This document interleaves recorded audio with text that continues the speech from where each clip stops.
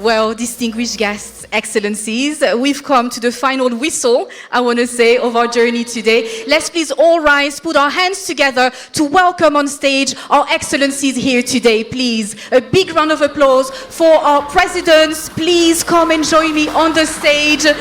His Excellency William Ruto, President of the Republic of Kenya. His Excellency Emmanuel Macron, President of the French Republic. His Excellency Bassirou Diakhar, Faye, President of the Republic of Senegal. And His Excellency Duma Boko, President of the Republic of Botswana. Thank you all.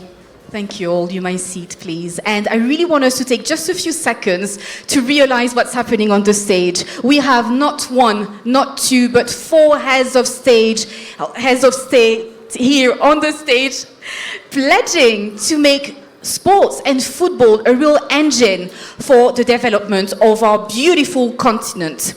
So allow me to start with you, Excellence Président Faye. Permettez-moi de me tourner vers vous à présent. And to everyone in the audience, the next question and segment will be in French, please.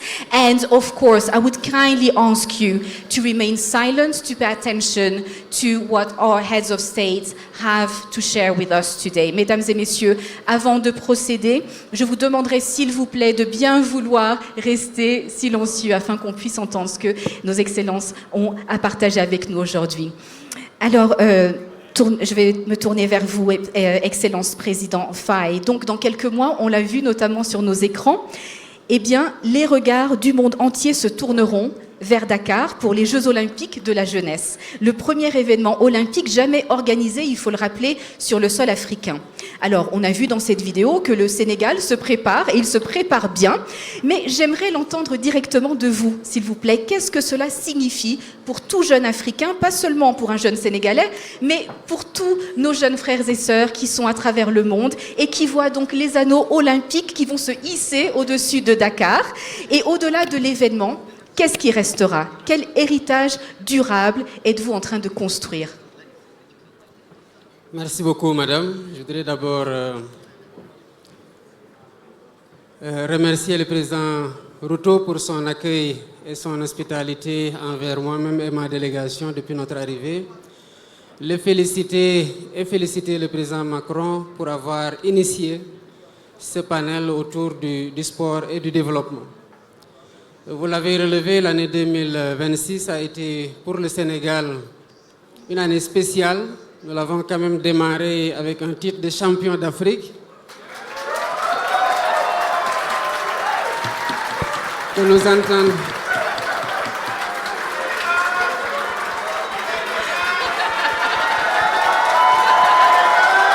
Merci beaucoup. Merci pour ce verdict qui est déjà rendu. Alors nous reviendrons ici l'année prochaine pour défendre notre titre qui restera intègre.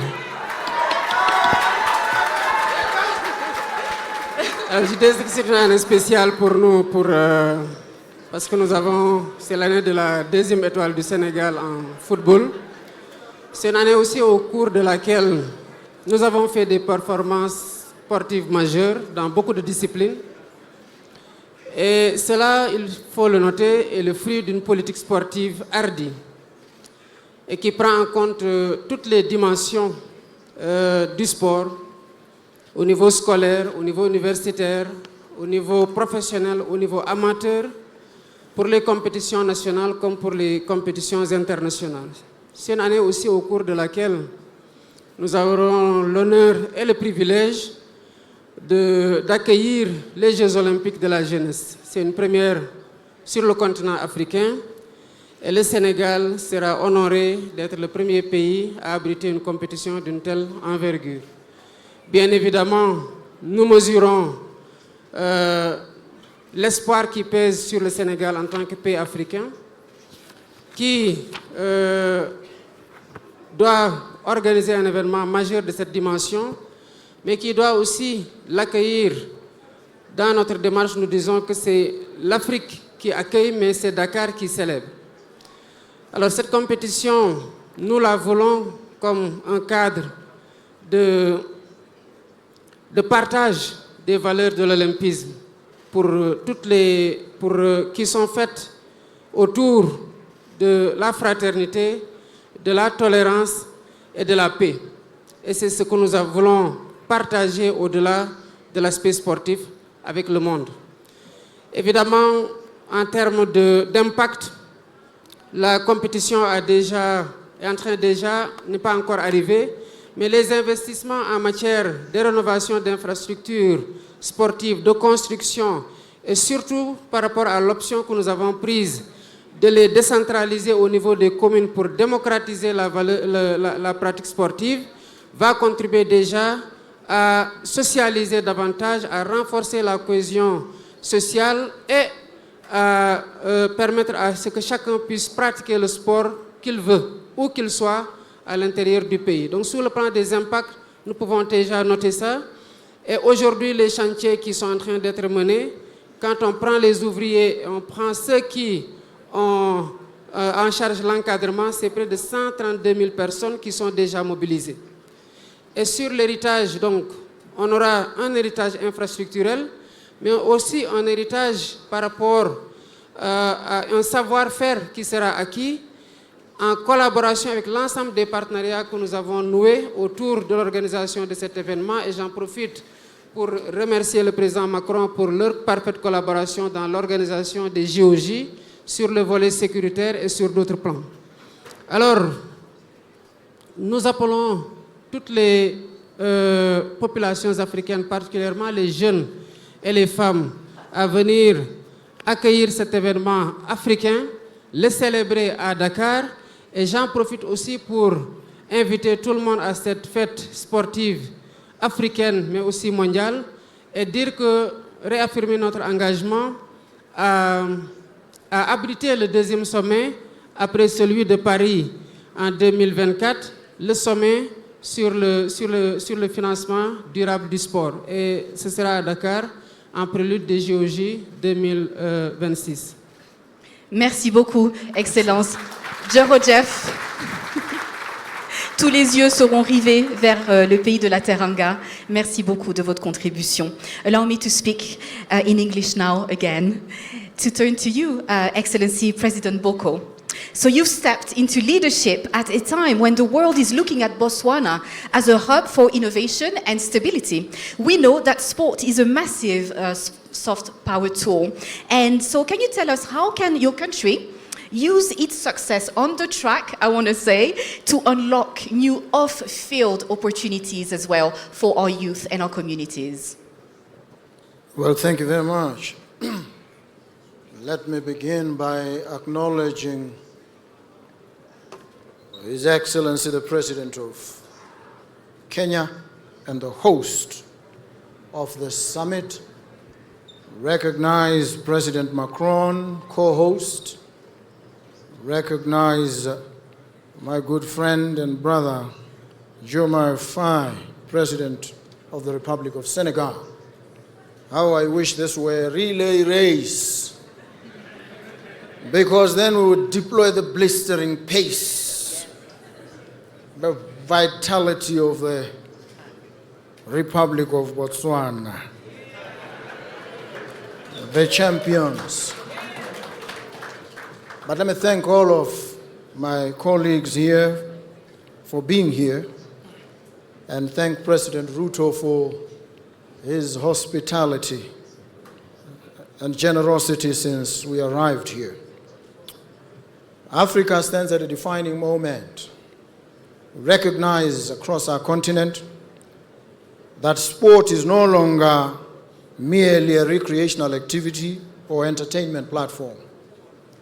It is a unifying force, and more importantly, it's an investment opportunity that can unlock employment, tourism, infrastructure, development, youth empowerment, and regional integration. We've seen in Botswana fairly recently, a few days ago, you saw one of the most awesome spectacles of athletics leading to breaking records, personal bests, championship record times. All these took place in Botswana. You also saw, for the first time and in the most amazing fashion, that Botswana, the world's largest producer of diamonds by value, introduced something spectacularly different and embedded in the medals that were given to the successful athletes, the natural diamond. We made a statement with that. We signaled to the world, firstly, that the natural diamond carries stories, carries epic memories. It's about lives and livelihoods of real people. That infrastructure has been developed from this resource and will continue to be developed. And so sport has helped us to make plain to the world the spectacular achievements that can be made through sport and through proper utilization of the mineral wealth of any and every country. We are grateful that we are here today. We look forward to creating partnerships. We have President Motsepe here, who knows and who saw that towards the end of the contest that we held in Botswana, there were two vicious competitors, brothers towards Botswana and South Africa, and they pushed each other hard, as we always do in sport. We support each other, we collaborate with each other, we challenge each other, we push each other hard to achieve the highest standards of excellence in the different sporting codes. And we saw that between Botswana and South Africa. They deployed their very best. They came ready to compete. They competed, and they did admirably. So we are grateful for all these, and we look forward to more. And we say to all of you, if you want world records to be broken, you want to feel the vibe, the funk of sport and the unity that it brings, make sure most of your activities are held in Botswana. Thank you very much. Thank you so much. Is that an invitation, Excellency, to Botswana? Is that an invitation, Excellency, President Boko, to Botswana? Oh, well. Is this an invitation to Botswana? Okay, it's well noted, yeah. So we're going to, we're going to Kigali, and now we're going to Botswana as well. Thank you so much. Excellence, Président Macron, permettez-moi de me tourner vers vous à présent, parce que vous avez fait du sport un des piliers du renouvellement entre l'Afrique et la France. Alors aujourd'hui, nous voyons cette ambition se concrétiser à travers la mobilisation croissante du secteur privé. Quel message souhaitez-vous envoyer à l'ensemble des acteurs réunis aujourd'hui? Merci beaucoup. Merci, je veux remercier à nouveau le président William Ruto pour son accueil. Et mes chers amis et collègues, présidents du Sénégal et du Botswana, d'être avec nous aujourd'hui. Et merci, Mokhtar et Patrice, pour vos présentations à l'instant. Mais vous l'avez parfaitement dit, d'abord, on est au bon moment, au bon endroit. Et c'est important de se le dire. Le Kenya est un grand pays de sport. Je crois que... C'est vrai. Kipchoge et Nsawe... C'est quand même le pays où on court le marathon en moins de 2 heures. C'est une bonne référence. Et grand pays donc à la fois de marathon, de courses d'endurance, mais aussi de football, de rugby à 7. Et le continent africain est un grand continent de sport. Et je crois que ça vient d'être rappelé, mais il faut avoir quand même à l'esprit que 2026, les Jeux olympiques de la jeunesse au Sénégal, 2028, la CAN, donc dans cette région Kenya, Tanzanie, Ouganda, ça a été rappelé. Et 2030, la Coupe du Monde en Méditerranée, avec le Maroc qui sera partie prenante. Il n'y a pas un continent qui est autant exposé à des grands événements sportifs que le continent africain dans les années à venir, et qui a d'ores et déjà autant d'athlètes, et ça a été dit, Patrice et Mokhtar l'ont rappelé tout à l'heure aussi, quand on parle des grands champions souvent européens, on parle de grands champions qui ont des racines, des origines qui sont partagées entre le continent africain et la France. Quand on parle des footballeurs, c'est extraordinaire, c'est une chance. Et on a même parfois exporté nos sélectionneurs sur le continent africain. Claude est là avec moi dans ce déplacement. Il a fait rêver pas mal de générations. Et le président, tout à l'heure, l'a honoré. Donc, moi, ce que je veux dire, pourquoi c'est très important ce qu'on fait là? D'abord, ça a été rappelé, c'est une question d'éducation. Partout où on aide à développer le sport, au-delà des grandes compétitions, et c'est pour ça que nos Jeux olympiques de la jeunesse au Sénégal sont si importants, on donne de la capacité d'émancipation et d'éducation à nos jeunes. On l'a mis au cœur de notre stratégie en France, mais c'est ce qu'on veut pour le continent africain. Parce qu'on apprend à des jeunes les règles, la discipline d'un sport. On leur apprend à être ensemble. On leur donne de la confiance en eux. Parce qu'on leur permet justement d'exploiter des talents. Un jeune qui est super bon en marathon ou en course, c'est des talents qui vont être reconnus. Il n'a pas forcément les mêmes talents sur le plan académique, mais ça élargit justement les choses. Ça permet de reconnaître ses capacités. Et nos universités, après, le reconnaissent. Et ça permet d'attirer beaucoup de jeunes qui s'écartaient de l'école vers l'école, puis des emplois. Et enfin, c'est un formidable levier en matière de santé. Il y aura une table ronde aussi en matière de santé demain au niveau des leaders. C'est-à-dire c'est la meilleure politique de prévention, le sport. Et aujourd'hui, un des fléaux, plutôt dans les pays les plus riches, qui rôdent, mais c'est vrai aussi dans plusieurs pays d'Africains en raison des modalités de nutrition, un des fléaux pour nos ados et nos jeunes adultes, c'est l'obésité. La meilleure prévention, ce n'est pas l'industrie pharmaceutique qui la donne, c'est le sport. Donc première chose, sport et jeunesse. Et c'est une politique d'investissement dont les retombées positives pour nos pays, nos sociétés sont énormes. La deuxième chose, c'est une politique d'infrastructure. Et ça a été très bien rappelé, c'est que si on veut développer le sport, au-delà de tout ce qui a été dit, il faut des infrastructures et donc c'est une politique de développement. On était ce matin, on parlait d'intelligence artificielle. Hier, on était avec le président, on parlait d'énergie, de transport. Le sport, pareil, c'est un domaine d'investissement en termes d'infrastructure. On ne peut pas réussir en sport, Magda l'a rappelé, s'il n'y a pas des terrains de basket, même de basket à 3, s'il n'y a pas un minimum de pistes d'athlétisme, s'il n'y a pas des terrains de foot, s'il n'y a pas des terrains de rugby.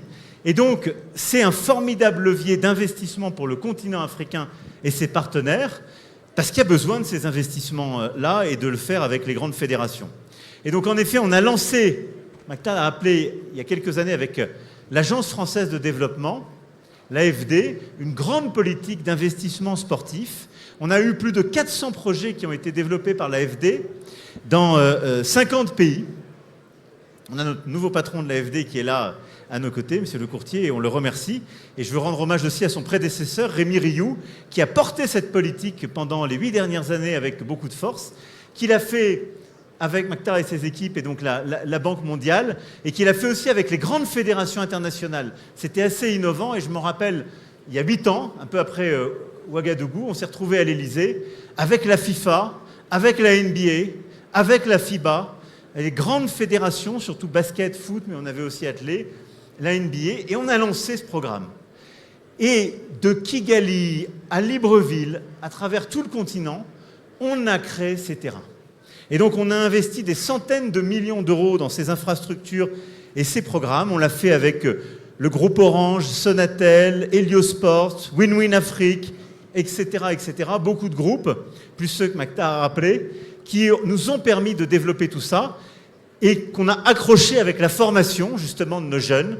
Et on a pu engager beaucoup de jeunes dans ces programmes de formation par les infrastructures qui ont été construites à travers le continent. Et j'ai été très fier il y a quelques années d'être à Kigali pour la première compétition en lien avec la NBA de basket et de compétition de basket entre clubs. C'était un formidable moment là aussi d'émergence du sport sur le continent africain. Et évidemment, ce que fait la CAN, ce que fait la FIFA avec vous, est un formidable levier de développement. Donc, politique de jeunesse, politique d'infrastructure. Et puis, moi, je voudrais finir en disant, c'est un formidable levier de croissance et de création de richesse pour le continent. Et ça, c'est encore quelque chose qui est à saisir. Parce que quand on regarde ce que représente le sport et toutes les filières qui ont avec le sport, le marché mondial du sport, c'est 2% du PIB mondial. Quand on regarde sur le continent africain, c'est 0,5% de son PIB. Ça veut dire une chose très simple, qu'on connaît dans beaucoup de filières, on l'a évoqué ce matin, l'économie du sport n'est pas assez structurée sur le continent africain, elle est souvent encore trop informelle, premier problème, qu'on a dans plein de domaines, et souvent aussi, c'est que vous avez la matière première, mais elle est valorisée dans d'autres continents. Et pardon de faire un peu ce parallèle, mais vous avez parmi les plus beaux, les meilleurs sportifs du monde, comme vous avez les plus grandes terres rares et minerais critiques, et ils sont pris dans d'autres championnats, dans d'autres compétitions. C'est pas bon pour le continent africain. Et donc, ce que vous devez faire, ce que vous allez faire, ce qu'on veut faire avec vous, c'est de valoriser ce capital humain pour qu'il devienne de l'informel au formel, et pour que ce capital humain qui est sur le sol africain soit pleinement révélé et se révèle dans les clubs et les équipes africaines, et n'ait pas à s'exporter à l'autre bout du monde pour créer de la richesse. Et vous imaginez, si on fait croître, si on aide à croître le produit intérieur brut du continent africain, ce qu'on veut faire, ce que vous allez faire avec ces investissements conjoints, et si dans le même temps, on arrive à révéler ce que doit représenter le sport, de 0,5% à 2% du PIB, c'est une vraie révolution qui est créatrice de richesse. Et là-dessus, nous, on est prêts à vous aider de manière toute particulière, d'abord par les investissements qu'on fait, qu'on veut faire, que vont faire l'AFD, nos partenaires avec nous et toutes nos entreprises, et par la structuration de cette filière sport. Il y a 10 ans, je n'étais pas président, et même 11 ans maintenant, j'étais ministre de l'économie. Et en France, on n'avait pas structuré cette filière. Et on a lancé, il y a 10 ans, on l'a fini, cette feuille de route de la filière sport en France. Ce qui a permis de nous améliorer et d'exporter beaucoup plus. Olivier Ginon, qui est là aujourd'hui, qui était déjà patron de GL Events, a structuré cette filière pour nous. Il a fait ce travail avec tous les partenaires. Et en 10 ans de temps, on a créé beaucoup plus d'emplois dans notre pays. Et tous nos acteurs de la filière sport se sont exportés beaucoup mieux. Ce qu'on veut au fond faire, c'est faire un transfert d'expertise et se dire, on est prêt à vous dire comment on a fait pour vous aider à le faire. On a commencé les discussions avec le Sénégal, président, et je sais que ça a bien avancé. Donc, si on peut aider le Sénégal comme laboratoire, je connais mon frère William Ruto, il va me dire tout de suite si je dis avec le Sénégal, nous on veut le faire avec le Kenya. Et j'ai un autre frère là, le président Boko, qui va me dire, chiche, on le fait aussi avec le Botswana. Mais c'est au fond de se dire comment on vous aide à structurer ces filières pour créer beaucoup plus de richesse, de valeur, et permettre à vos sportifs d'être pleinement reconnus, de mieux gagner leur vie et de la gagner sur le continent africain. Voilà ma conviction. Donc, au fond, le sport, c'est au croisement de l'éducation, de la santé et de la croissance. Donc, il faut y aller à fond. On y va à fond. Le message est vraiment passé, and the time is absolutely now. So, like His Excellency President Macron just said, when we invest in sport, we invest in people. When we invest in people, we invest in our future. Thank you very much. And to conclude, allow me to now turn to you, Your Excellency President Ruto, because we've mentioned it, we are really, really standing in the home of sports legend. Earlier today, we had Eliud Kipchoge right here on the stage. We've seen, and I live in London, we've seen what Sebastian Sawe accomplished just a few days ago. But I want to say as well that your country breaks many records, notably in tech and finance. This is the home of M-Pesa as well. We've got equity, we've got KCB. They're helping millions of customers every year. So I want to ask you, Excellency, can we make sport as powerful an economic engine as tech and finance? And what is your commitment to making this transition a reality? Thank you very much, President Macron, my good brother Boko, President of Botswana, President Faye, friends. Good afternoon, or is it good evening, and welcome to the Nairobi University. Just so that you know, Nairobi University is my alma mater. I came here first day, 14th of July 1987. I stepped in those grounds there and registered myself as a student here. I have been a student ever since. I did my undergrad here, I did my postgraduate here, I did my PhD here, and therefore this is home. So welcome home to all of you who are coming here. Secondly, I had Mokhtar. He said he played for his country, Mokhtar, I didn't make it to play for my country, but I was in the volleyball team of Nairobi University. So I tried. But I am greatly honored to join you for this very important dialogue on the commercialization of sports and its growing to drive economic transformation, innovation, and opportunity across our continent, not just in Kenya. Africa today is the youngest continent on earth. More than 1 billion Africans are below the age of 35. That is not simply a statistic. It is a historic opportunity. An opportunity to build one of the world's most dynamic sports economies. And I'm happy that we are discussing sports and money and economies. An opportunity to turn talent into enterprise, passion into prosperity, and potential into real power. Sports can no longer be viewed merely as a recreation or for competition purposes. Today, President Macron in the morning went for a competition with Eliud Kipchoge. He didn't. I lost. And by the way, I have heard Boko, and he has said correctly that if you want relay, please find your way to Botswana. And if you want good football, find your way to Senegal. But if you want real good, international, world-class athletics,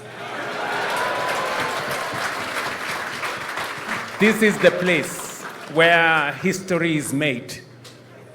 This is the place where the first man on earth has run marathon under 2 hours. Sebastian, we're very proud of Sebastian Sawe. I mean, a man who went to school in a school, primary school called Jaukta Primary School. Many of you will not know where Jaukta is, but he has made history. Today, sports is industry. Sports is infrastructure. Sports is investment. Sports is culture, diplomacy, technology, tourism, and of course, jobs. Across the world, sports generates billions of dollars every year through broadcasting, infrastructure, manufacturing, entertainment, tourism, technology, and talent development. Africa must not stand at the margins of this global industry. Africa must stand at its center. That is why Kenya has deliberately positioned sports as a pillar in our bottom-up economic transformation agenda, because we recognize that it can unlock enterprise, livelihoods, national competitiveness, and of course, hope amongst millions of our young people. As the gateway to East and Central Africa, Kenya brings together two very unique advantages. Number one, our globally celebrated identity as the home of champions. And I say that. And our internationally recognized high-altitude training environment, which continues to attract elite athletes and institutions from around the world. If you go to my hometown in Eldoret, you will find everybody running from every part of the world, but they never beat Kenyans. This advantage is strengthened by something even more powerful: a youthful, innovative, digitally connected generation that is positioning Kenya not only as a global talent incubator, but as an emerging hub for sports media, technology, wellness, tourism, entertainment, and high-performance industries. The home of M-Pesa is right here. We were told earlier today that 1.2 billion people in this continent and abroad use mobile money transfer. Invented where? In Kenya. From our experience, Africa's future lies in building integrated sports ecosystems supported by harmonized priorities and policies, private sector participation, regional partnerships, and sustainable financing. That's why my good friend Macron here comes through as a partner. The time has come not only to produce talent, but to build African-owned sports economies that create African prosperity. Across Africa, governments are increasingly recognizing that sports infrastructure must serve purposes beyond ceremonial use. A stadium, for example, cannot remain idle 6 days a week. An arena cannot survive on applause alone once in a while. A modern sports infrastructure must function as an integrated commercial ecosystem, bringing together sports, hospitality, retail, media production, conferencing, recreation, and digital broadcasting while generating revenue, attracting investment, creating jobs, and stimulating economies. It has to be an ecosystem. In Kenya, that future is already taking shape here in East Africa. In preparations for AFCON 2027, and you've heard President Mutsebe say this, Kenya, Uganda, and Tanzania, under the Pamoja Partnership, are making transformative investments in sports infrastructure. Right here in Nairobi, we are developing the Talanta Sports City, not stadium, city, anchored by the world-class Raila Odinga Sports Stadium, alongside state-of-the-art training facilities, hospitality, infrastructure, commercial spaces, including media production centers and smart mobility systems. And aside from this, we are also upgrading 2 other stadia, Kasarani and Nyayo International Stadium, while constructing county stadia, regional academies, and high-performance training centers across the country. My good friend Motsepe came to sign off on some of our infrastructure projects that we are developing to facilitate the hosting of AFCON. And apart from these 3 I have mentioned, we are building another 27 stadia across Kenya. And when I say stadia, I'm not talking about a running track. I am talking about a whole ecosystem. One that has entertainment joints, one that has recreational facility, one that has film studio, one that has creative economy spaces, one that has a whole ecosystem, ICT hubs, G2Me labs, where young people can access digital jobs. So we are building a whole ecosystem around sports because our ambition is not simply to host tournaments. Our ambition is to build an ecosystem. We are also positioning Nairobi as one of Africa's leading creative and entertainment capitals through investment in audiovisual infrastructure, film incentives, digital monetization systems, affordable creative studios, and partnerships that cement and connect African creatives to global markets. Let me conclude this by saying we are also advancing this vision. Kenya recently signed an agreement with Zaria Group, and Ujiri came to see me on this, a household name in global basketball and sports development to develop a modern arena and entertainment district within Nairobi Railway City, just a few minutes from here. We will be putting up an arena there. And today, in this conference, Your Excellency, we will also be signing a contract with another group to deal with another arena in the Bomas of Kenya. so that we can build this as a hub for entertainment in our region. This is an investment of close to $130 million to support development of modern purpose indoor arenas across our nation. Together, these initiatives are expected to strengthen Nairobi's position as a regional MICE, creative and investment hub, while creating thousands of jobs and opening new opportunities for African youth. Let me conclude this. I know we are all pressed for time. To say how we appreciate my colleagues who are here. Thank you very much for finding time to share this moment with us in Nairobi. You can count on our support, you can count on our goodwill, and we are going to continue to build spaces that will make sure that we take this forward in the coming weeks. I was very impressed to see the numbers that Mosepe said. 2.5 billion people watched AFCON in Morocco. Did you mean Morocco or Kenya? So what do you estimate Kenya to be? So we are waiting.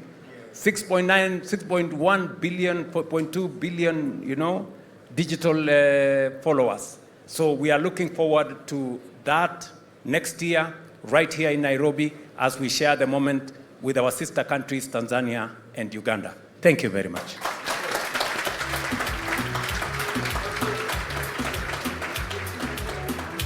Thank you so much, Excellency, President Ruto, Excellency, President Boko of Botswana, President Faye of Senegal, and President Macron of France. We've heard our Excellencies loud and clear. The time is now, the place is Africa. Thank you for your vision, your commitment to harness the power of sports to build a better future for our continent. Thank you all as well in the audience. Good afternoon.